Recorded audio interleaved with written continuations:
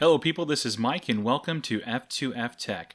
Today we're going to see how well an MSI GTX 780 Lightning holds up in mid-2018.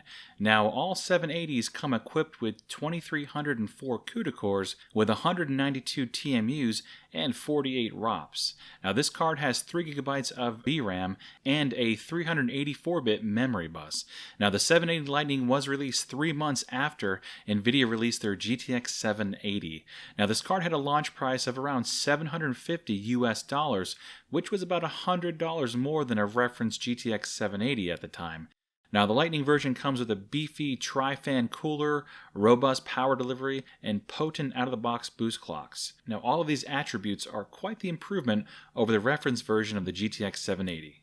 Now it wasn't too many months later that AMD had released their Hawaii-based GPUs, the R9 290 and 290X, and this caused NVIDIA to slash their prices on the GTX 780 by about $150. Don't you miss that proper competition? Alright, well now let's start to disassemble this bad boy. So that big Captain America shield looking cover on the back of the card covers the GPU reactor, which provides additional filtering for the GPU voltage. Now the cooling assembly is comprised of two 90mm fans and one 80mm fan.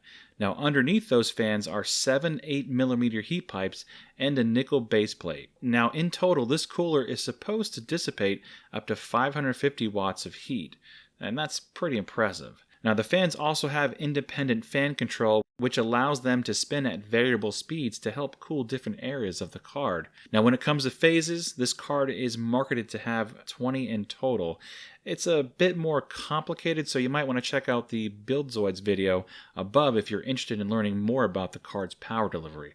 Still, power delivery is a far cry from the reference GTX 780, which only uses a 6+2 phase design. Now MSI did equip the card with a dual BIOS, so we have the option for a standard BIOS, and then the second option is for the LN2 BIOS, which allows for higher thermal and power limits. But for our testing today, we're just going to be using the standard BIOS. Alright, now let's take a look at overclocking.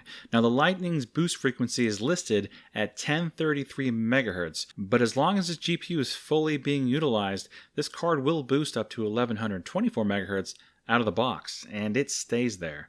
Now as far as overclocking goes, MSI does give the option to increase the core, memory, and auxiliary voltages. So to start things off with overclocking, I raised the power and temp limit to the max and also added plus 100 millivolts. I also raised all of the fans to a static 85%. Now regardless of the temp limit, I have to ensure my temps stay below 83C so the core clock doesn't start to drop due to the increased temperatures. Now GPU boost is a finicky creature, so while I was able to get a stable 1306 MHz on the core, it didn't stick in all the games tested. Now on some of those games, core clocks dropped as low as 1267 MHz and fluctuated greatly.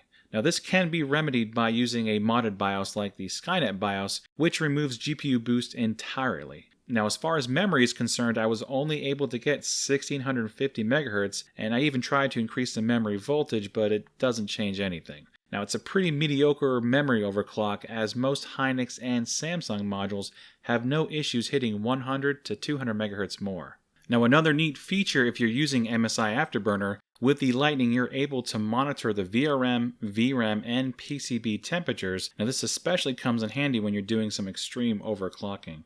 Okay, well here listed is today's test system, and we're still using the 5820K based PC. Now it's almost time to jump into some game testing, but I wanted to note that we're testing all of today's games at 1080p. And I also list the stock and overclocked runs and all the games tested. Though keep in mind when overclocking, the average boost clock changes depending on the game tested, so I'll list the average boost clocks measured from our capture. Okay, well the first game up is a game that probably doesn't need an introduction at this point, but what the heck, it's Fortnight. Now we use the Epic preset when testing this game, and at stock frequencies we averaged 71 frames per second on average. Now after applying our overclocked, we saw that number rise 11% to 79. Now as far as frame times are concerned, they were pretty tight, though we did see some 10 to 20 millisecond spikes here and there in our capture. Overall, this game was a breeze for the Lightning to run. And the next game is the 1993 version of Doom. Wait, that's not right. Sorry, I meant the 2016 version of Doom, and here we're using the Ultra preset and a form of AA that's pretty much acronym hell. And you know that we're testing with Vulkan API because, why wouldn't we? Anyway, the stock Lightning averaged 70 frames per second, and overclocked that number rose 14% to 80. Now that's a nice little bump in performance, though this game runs pretty smoothly stock or overclocked, as shown in our frame time graph. There is some odd movement in our frame times, but it's not really felt when playing the game. Final Fantasy 15 is up, and here we use the standalone benchmark, which I'm not a huge fan of, but I figured I'd throw it in anyways. Now we tested using the standard quality preset and averaged 53 frames per second. Now once overclocked, the number jumped up 9% to 58. It's not really a huge jump, but on the bright side, frame time delivery appeared to be pretty smooth throughout the capture. Now let's mosey over to Middle-earth Shadow of War, and here we use the high preset and average 59 frames per second. Now once overclocked, the number rose 8% to 64. Now I wasn't able to capture all of the frame time data as Fraps just does not like this game, but judging by the numbers, they appear to be very good. And don't worry, none of the Uruks had anything nasty to say about the Lightning this time. Next is one of the most beautiful and well-optimized games since GTA 4, and that game is PUBG. Now here we used the medium preset and only tested the game with stock clocks. Now we averaged 84 frames per second, and in retrospect I should have dialed up the settings a bit more, but I didn't, so yeah. Now frame times were not bad, but they're not great at the same time. Now we did see and feel some inconsistencies, but it didn't take away from the overall experience too much. Alright, let's keep things moving, and the next game is the Hunt Showdown, a game I find to be pretty fun. Yet again, we only tested this game using the stock frequencies, and we averaged 54 frames per second using the medium preset with 1x SMAA and 16x filtering. Frame times look good, with some slight evidence of micro stutter, but the millisecond swing isn't that large, so you didn't really feel it too much. Now this game is still early access, so it's still getting updates to help improve performance, and also stay away from those bee ladies, they're kinda beachy. Sorry, that was terrible. Now on to Ghost Recon Wildlands, and here we use the high preset, and at stock speeds we averaged 53 frames per second. Now once overclocked, that number jumped up 15% to 61. It's a pretty nice showing when overclocked. Frame times are super tight as usual with this game, so it's a pretty decent showing for the Lightning. Okay, it's Rainbow Six Siege time, and here we used the Ultra preset and made sure the resolution scale was set to 100%. Now stock we averaged 69 frames per second, overclock we saw that number grow 10% to 76. Again, frame times are super tight, so nothing unusual to report here, and overall the game was a breeze for the Lightning. Alright, we're getting close, I promise. Now the next game we're going to look at is Total War Warhammer 2, and here we use the high preset and we averaged 58 frames per second. Now once overclocked, that number rose 8% to 63. Now frame times in this game are actually very good, but one of the flaws with the built-in benchmark is when the scenes make their transitions, frame time spikes can occur. And this does affect our 1% and 0.1% low numbers, so keep that in mind, but overall frame times were good. The second to last game is Assassin's Creed Origins. Now we use the high preset and we averaged 50 frames per second, and overclocked that number jumped up 14% to 57. Now looking at frame times, well, they're pretty messy. Now these kinds of frame time inconsistencies with this game are kind of common from what I've seen, but hopefully Ubisoft will work them out at some point. Let's keep the ball rolling with Ubisoft because the last game is Far Cry 5. Now here we use the high preset and we obtained 50 frames per second on average. Now after overclocking we saw a 14% rise to 57, which ironically is the exact same averages from Assassin's Creed Origin. But the frame times here are just so much better. Now, while it looks like there is some micro stutter, I can assure you it cannot be felt. I will say that I've been enjoying my time with this game, but stay away from Faith, because that chick has some wacky debacky that will just mess you up and make you see butterflies.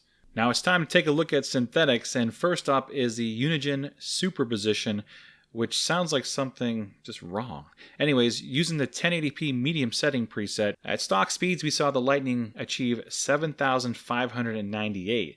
Now after overclocking, that number rose 13% to 8,611, and this benchmark doesn't use much in the way of CPU, so feel free to use it as a comparison with your GPU. And next is a Firestrike standard score, and at stock clocks, we got a score of 15,533 and an overall score of 9,680. Now I didn't test the benchmark using the overclock, but I can run it and post the results in the comments section. Alright, now it's time to take a look at Power Draw. Now to test this, I fired up Unigine Superposition, and I tested the whole PC with the Lightning running at stock clocks, and the entire system pulled 428 watts at the wall.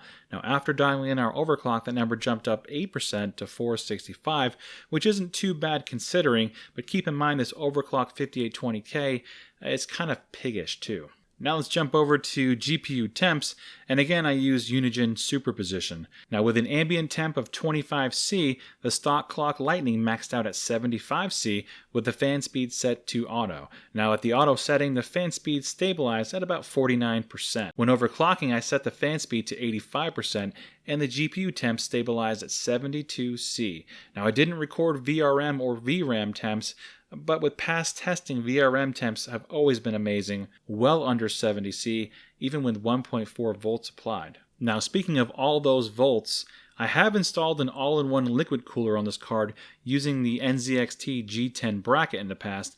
Now the purpose was to push the card as far as I could without investing in a water block or exotic cooling. Now with the modded Skynet BIOS, I used something called the Ribby tool, which I was able to get 1500 megahertz on the core. Now that was semi-stable in Battlefield 4, and I ran a couple of benchmarks back in the day as well, and performance was pretty decent, but scaling would be much better if the memory could overclock as well. Now overall, I think it's pretty safe to say that this chip is pretty golden, but man, it can suck some power at that voltage too.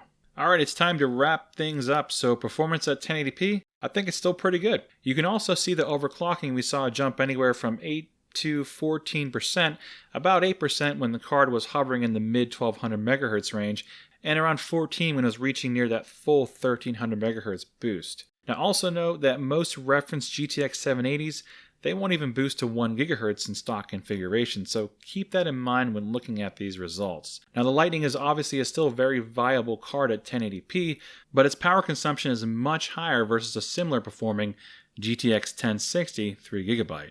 Now the card itself is very well designed, and it's clearly capable of handling much more than what I gave it today. Now, most GPU enthusiasts know that Big Kepler hasn't really aged very well, especially when you compare it to AMD's Hawaii-based cards. Now, I'd like to delve into that a bit further later on down the road, so let me know if you're interested. Also, in the future, I'd like to compare it to a 1060 3GB and, again, an R9 290, and maybe my HD 7970 at some point. I don't have the first two cards, so make sure to use those affiliate links, cha-ching. In the meantime, if you'd like to see this card compared against the 7970, then please let me know in the comments. Also, if you like this type of content, then please get subscribed if you haven't already. And as always, thanks for taking the time to watch the video.